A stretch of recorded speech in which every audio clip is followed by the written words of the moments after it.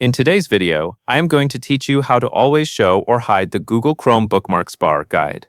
First, open Google Chrome on your computer.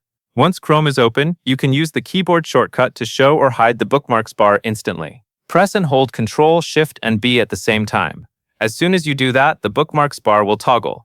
If it was hidden, it will appear. If it was already visible, it will disappear. This shortcut is the fastest method, and it is especially helpful if you like using keyboard commands to move through Chrome more efficiently. If you are not sure whether it worked, look just below the address bar.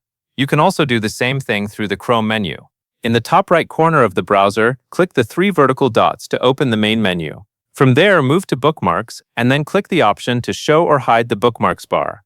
This does the exact same thing as the keyboard shortcut, so you can use whichever method feels easier for you. If you keep the bookmarks bar visible all the time, it can save you a few seconds whenever you want to open your favorite websites.